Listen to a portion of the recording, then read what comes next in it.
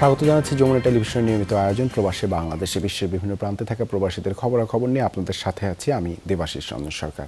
চীনের president Xi Jinping এর সঙ্গে দ্বিপাক্ষিক বৈঠক করেছেন প্রধানমন্ত্রী শেখ হাসিনা। দক্ষিণ আফ্রিকার জোহানেসবার্গে দুই নেতার বৈঠক শুরু হয় বাংলাদেশ সময় বুধবার রাত 10টায়।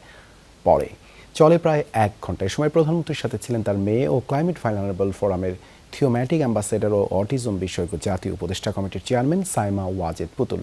আরও ছিলেন পররাষ্ট্রমন্ত্রী ডক্টর এ কে আব্দুল মোমেন, প্রধানমন্ত্রীর বেসরকারি শিল্প ও বিনিয়োগ বিষয়ক উপদেষ্টা সালমান এফ রহমান, প্রধানমন্ত্রীর মুখ্য সচিব মোহাম্মদ তোফাজ্জল হোসেন মিয়া, এছাড়া পররাষ্ট্র মন্ত্রণালয়ের সিনিয়র সচিব মাসুদ বিন মোমেন সহ দুই দেশের কর্মকর্তারাও বৈঠকে অংশ নেন।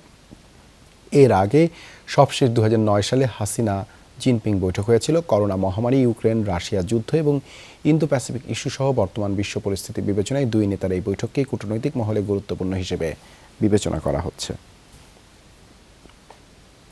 বাংলাদেশকে $1 ট্রিলিয়ন অর্থনীতির দেশে পরিণত করার স্বপ্ন দেখেন প্রধানমন্ত্রী শেখ হাসিনা। বলেছেন এটি শুধু তার স্বপ্ন নয়, দেশের 17 কোটি মানুষের স্বপ্ন। আইসিটি, টেক্সটাইল, পর্যটন সহ বিভিন্ন খাতে বিদেশিদের ব্যাপক বিনিয়োগের আহ্বান জানান প্রধানমন্ত্রী। দক্ষিণ আফ্রিকার জোহানেসবার্গে বাংলাদেশ ট্রেড অ্যান্ড বিজনেস সামিটে ভার্চুয়ালি যুক্ত হয়ে তিনি বলেন, স্বপ্ন পূরণে উচ্চাকাঙ্ক্ষী প্রচেষ্টাও শুরু করেছে বাংলাদেশ।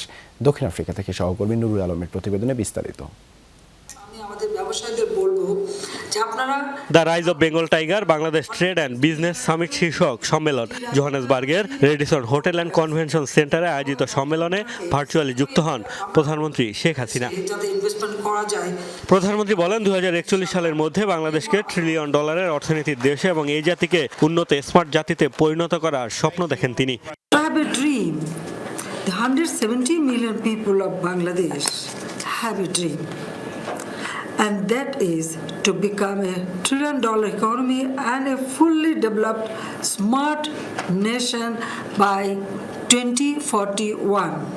প্রধানমন্ত্রী দক্ষিণ আফ্রিকা সহ বিদেশিদের বাংলাদেশে বিনিয়োগের আহ্বান জানান। বলেন, দেশের ক্রমবর্ধমান অর্থনীতিতে তাদের বিনিয়োগ হবে লাভজনক। বাংলাদেশ ব্যবসা উপযুক্ত পরিবেশ তৈরিতে প্রতিশ্রুতিবদ্ধ। এ সময় দেশের অর্থনীতিতে ভূমিকা রাখায় প্রবাসীদের ধন্যবাদ জানান প্রধানমন্ত্রী।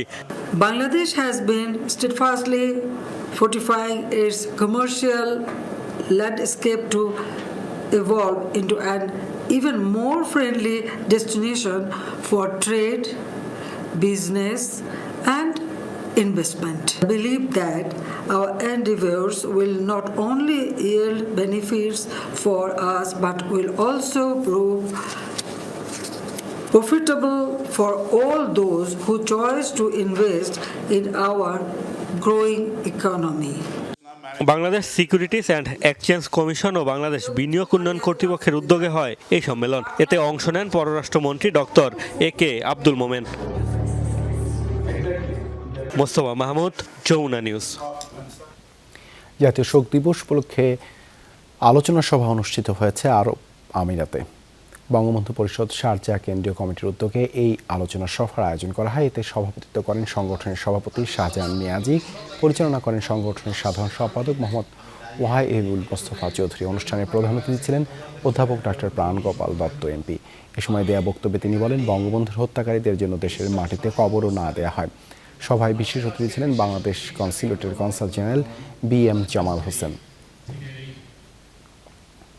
ইতালির ভ্যানিসে স্বেচ্ছাসেবক দলের উদ্যোগে আলোচনা সভা অনুষ্ঠিত হয়েছে। এতে সভাপতিত্ব করেন সংগঠনের আহ্বায়ক আজমতুল্লাহ রবিন, সঞ্চালনা করেন সদস্য সচিব নূর হোসাইন জমির। প্রধান অতিথি হিসেবে ছিলেন বিএনপির ভ্যানিস শাখার আব্দুল আজিজ সেলিম। প্রধান বক্তা ছিলেন ভ্যানিস বিএনপির সিনিয়র সহসভাপতি জব্বার মাঝি। আরও উপস্থিত ছিলেন ভ্যানিস বিএনপির প্রধান উপদেষ্টা শামীম দেওয়ান।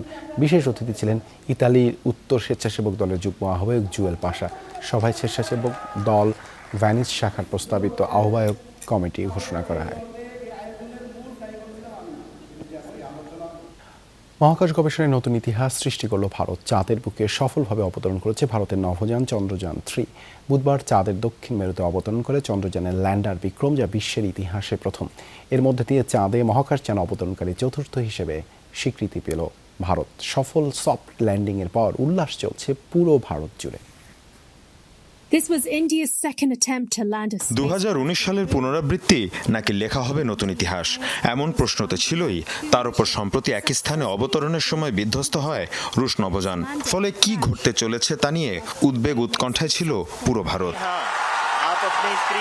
অবশেষে শেষ হাসিটা হাসলেন ভারতীয় মহাকাশ গবেষণা সংস্থার বিজ্ঞানীরাই। সব উদ্বেগ উৎকণ্ঠাকে দূরে হটিয়ে সফলভাবে চাঁদের বুকে অবতরণ করল চন্দ্রযান 3 আর বিশ্বের বুকে নতুন ইতিহাস লিখল ভারত। স্থানীয় সময় সন্ধ্যা 6টা 4 মিনিটে চন্দ্রপৃষ্ঠের দক্ষিণ অংশে অবতরণ করে নভোযান চন্দ্রযান 3। ঐতিহাসিক এই মুহূর্তটা সরাসরি সম্প্রচার করা হয় ISROর কেন্দ্র থেকে। ব্রিক্স সম্মেলন থেকে এতে যোগদান প্রধানমন্ত্রী নরেন্দ্র মোদী। এই সফলতায় শুভেচ্ছা জানান তিনি। আজ ভারতের জন্য এক ঐতিহাসিক দিন। আজকের এই দিনটি ভারতের ইতিহাস চিরদিন মনে রাখবে এবং আমাদেরকে এক নতুন ভবিষ্যতের দিকে পরিচালিত করবে। টিম চন্দ্রযানকে, বিজ্ঞানীদের আমার শুভেচ্ছা। তারা এই মুহূর্তটির জন্য বছরের পর বছর ধরে পরিশ্রম করছেন। 140 কোটি দেশবাসীকে শুভেচ্ছা। গত 14 জুলাই উৎক্ষেপণ করা হয় চন্দ্রযান 3। 17 আগস্ট চাঁদের কক্ষপথে মূল নভোযান থেকে আলাদা হয়ে যায় ল্যান্ডার এবং রোভার। চন্দ্রযান 3 যেখানে নেমেছে চাঁদের ওই অঞ্চলে বরফ পানি অথবা জমাট বাঁধা বরফ রয়েছে। এতে স্থানটি পানির পাশাপাশি হতে পারে অক্সিজেন ও জ্বালানির উৎস, যা ভবিষ্যতে আরও চন্দ্রাভিযান অথবা স্থায়ীভাবে চাঁদে বসতি গড়তে সহায়ক হতে পারে।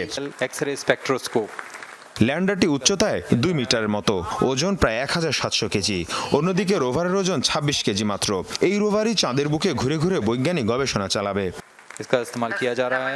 এর আগে সাবেক সোভিয়েত ইউনিয়ন, যুক্তরাষ্ট্র ও চীন চাঁদের বুকে সফলভাবে মহাকাশযান অবতরণ করে।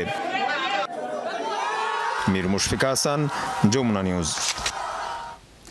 রাশিয়ায় বিমান বিধ্বস্ত হয়ে মারা গেছেন ভাড়াটে যোদ্ধা দল ওয়াগনার গ্রুপের প্রধান ইয়েভগেনি প্রিগোজিন। বুধবার রাশিয়ার মস্কোর ভিতরে অঞ্চলে এই দুর্ঘটনা ঘটে। আন্তর্জাতিক বিভিন্ন গণমাধ্যম জানায় মস্কো থেকে সেন্ট পিটার্সবার্গ যাচ্ছিল প্রাইভেট জেটটি। বিমানটিতে প্রিগোজিন সহ মোট 10 জন আরোহী ছিলেন। বিমানটি কিভাবে বিধ্বস্ত হলো তা নিয়ে সৃষ্টি হয়েছে ধোঁয়াশা।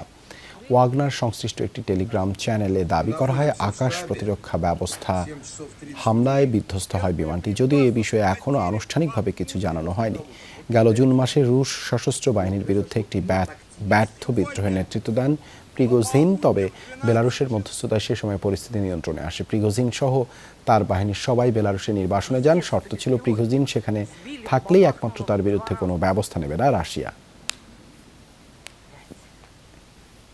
এশিয়া কাপের স্কোয়াডে থাকা ক্রিকেটারদের মাঝে 5 জন আছেন যুব বিশ্বকাপ জয়ী দলের সদস্য। ইতিমধ্যেই দুর্দান্ত খেলে প্রশংসা কুড়িয়েছেন তাহিদ হৃদয়, পেসার শরীফুলও এখন বেশ পরিণত। অপেক্ষায় আছেন তানজিদ তামিম, তানজিম সাকিবরা। ফিনিশারের ভূমিকায় সামর্থ্য আছে শামীম পাটোয়ারিরও। যুব বিশ্বকাপের ট্রফি জয়ী দলের এই 5 সদস্য এখন দেশের ক্রিকেটের ভবিষ্যৎ। এই জয়টা যেন বদলে দিয়েছে দেশের ক্রিকেটের হাওয়া। এই জয় দিয়েই যেন শুরু হয়েছে দেশের ক্রিকেটের পালাবদল। 2020 সালের 9 ফেব্রুয়ারি পচেস্ট্রুমে হয়েছে বাংলাদেশ ক্রিকেটের নবযুগের সূচনা। যুব বিশ্বকাপ জয়ী সেই দলের 5 সদস্য এখন এশিয়া কাপের স্কোয়াডে। শরীফুল ইসলাম, তাহিদ হৃদয়, তামজিদ তামিম, শামীম পাটোয়ারি ও তানজিম সাকিবরা এবার লড়বে এশিয়ার শ্রেষ্ঠত্বের মুকুট অর্জনে। জাতীয় দলের জার্সিতে ইতিমধ্যেই নিজেদের সামর্থ্য প্রমাণ করেছেন শরীফুল হৃদয়রা। বড় সম্ভাবনা আছে শামীমেরও। তানজিদ তামিম আর তানজিম সাকিবরাও আছেন নিজেদের প্রমাণের অপেক্ষায়। একটা সময় যে দলটা ছিল পঞ্চপাণ্ডব নির্ভর, সেই দলটাই এখন স্বপ্ন বুনছে তরুণদের নিয়ে। বিশেষ করে অনূর্ধ্ব 19 বিশ্বকাপের ট্রফি জয়ী দলের সদস্যরা আশা দেখাচ্ছে দেশের ক্রিকেটকে। দ্বিতীয় মেয়াদে হেড কোচ হয়ে আসার পর চান্দিকা হাতুরা সিংয়েও জোর দিয়েছেন তারুণ্য নির্ভর দল গঠনে। দলের মাঝে তৈরি করেছেন প্রতিযোগিতামূলক পরিবেশও। সময়ের সাথে তাল মিলিয়ে উদ্যমী তরুণরা খেলার চেষ্টা করছেন স্মার্ট ক্রিকেট। অভিজ্ঞতার সাথে মিলে কাঁধে নিচ্ছেন দায়িত্বটা। তাদের শরীরী ভাষায় আছে জেদ, আগ্রাসন, আছে জয়ের তাড়না আর প্রতিপক্ষের চোখে চোখ রেখে লড়াইয়ের সাহস। হাসান আল মারুফ, যমুনা স্পোর্টস। এই ছিল প্রবাসী বাংলাদেশে এতক্ষণ সাথে থাকার জন্য ধন্যবাদ সবাইকে।